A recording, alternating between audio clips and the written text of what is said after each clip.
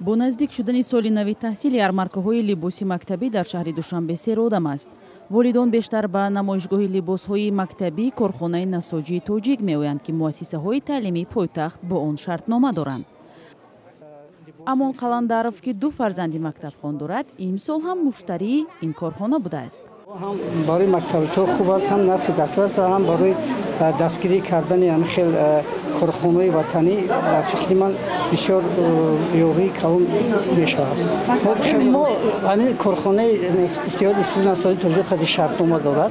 هر سال کودکان ما از همینجا لباس میخرند، دخترش بهت خوب است. شخصا از همینجا تا 300 سوم خوب است. کورتا، گالستوک، مثلا کاستیم برو. ҳоло 98% хонандагони пойтахт либосҳои мактабиро аз корхонаи насоҷии тоҷик харидорӣ мекунанд. дар ин коргоҳ аз матои либоси мактабӣ истеҳсол мекунанд ки аз Туркия ворид мешавад. ман аз соли 2015 то ин ҷониб ҳамин коргоҳи мо ба духти сари либоси мактабӣ машғул мебошад. соли 2017-2018 корхонаи мо 83-87% либосҳои мактабие ки дар шаҳри Душанбе истеҳсол карда мешуд, дар омори шаҳри Душанбе ба қайд гирифта шудааст, аз ҷониби корхонаи мо духта мешавад.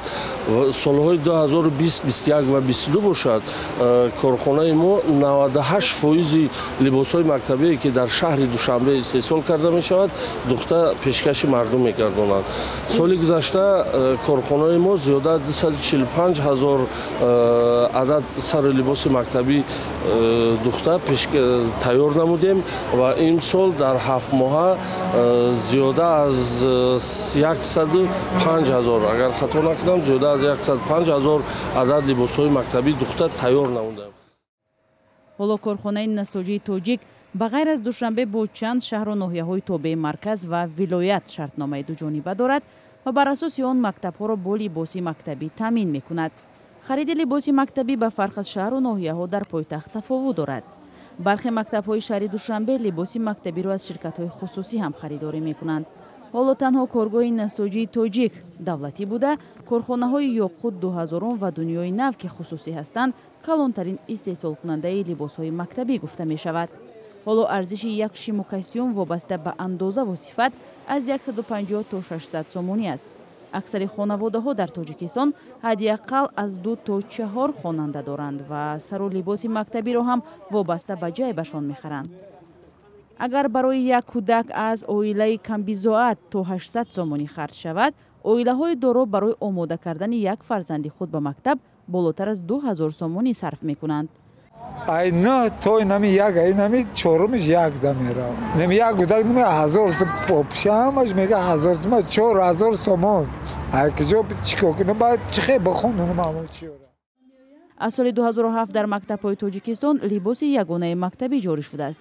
дар аввал волидон ҳаққи интихоби либос барои фарзандонро доштанд ва онро асосан аз бозорҳо мегирифтанд. аммо солҳои ахир аз волидон талаб шудааст ки либосҳоро аз ширкатҳои ватанӣ бигиранд. ҳарчанд ҳолатҳои маҷбуран харидани либосҳои мактабӣ борҳо садо додааст. масъулини вазорати маориф ва илм ҳадаф аз роҳандозии либоси ягона дар мактабҳоро баробарии хонандагон унвон мекунанд ва хариди иҷбории либосҳои мактабиро ҳамеша рад кардаанд. яъне хонанда ихтиёр дорад, ӯ метавонад ки аз корхонаи саноатӣ рафта харидорӣ кунад, метавонад ки аз мағоза харидорӣ кунад, метавонад ки ҳамин либоса баравад дар ягон отели назди хонааш фармоиш диҳад. яъне манзур ин аст ки либос либоси ватанӣ бошад.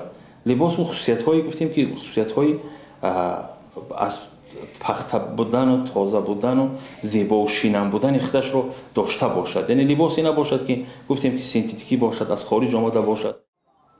аммо на ҳамеша сифати либосҳои мактабӣ ки аз сӯи корхонаҳои ватанӣ истеҳсол мешаванд волидонро писанд меояд. масъулин инро низ эътироф мекунанд.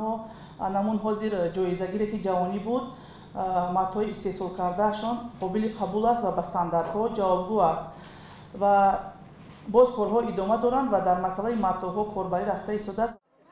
имсол 70 корхонаи ватанӣ барои таҳияи либоси мактабӣ изҳори омодагӣ карданд. онҳо бояд то оғози соли нави таҳсил ҳудуди 1,5 миллион дона либоси мактабӣ истеҳсол кунанд. аммо афроди огаҳ мегӯянд ҳоло бархе коргоҳҳои хурди бо ном дузандагӣ аз ин вазъ сӯи истифода мекунанд. дар пойтахт якчанд корхонаҳои дузандагӣ аст. Дар ярмаркаҳо вай кардестаянд, иштирок кардестаянд, аз номи худашон либосҳои мактабиро мебароранд. Агар ваё истеҳсол карда бошад, чиба дар оморҳо ҳисобот намеспоранд. мо ҳам тарафдори онем ки ҳар як корхонае ки дар пойтахт аст, дар дигар ноҳияҳои кишвар ҳастанд, ҳамоно ҷойҳои корӣ ташкил кунанд. ҳечи набошад 30-40 нафар занҳои хонашина ба кор даъват кунанд. ҳомиёни ҳуқуқ борҳо инро як нав поймолкунии ҳуқуқи сокинон донистанд. баъзе аз корбарони шабакаҳои иҷтимоӣ либосҳои мактабиро тиҷорати як гурӯҳ аз мансабдорон ва ё пайвандони онҳо донистанд. бархе аз манбаъҳои радиои озодӣ гуфтанд, муассисаҳои таълимӣ ба ин кор маҷбуранд, чун онҳо низ дастур иҷро мекунанд.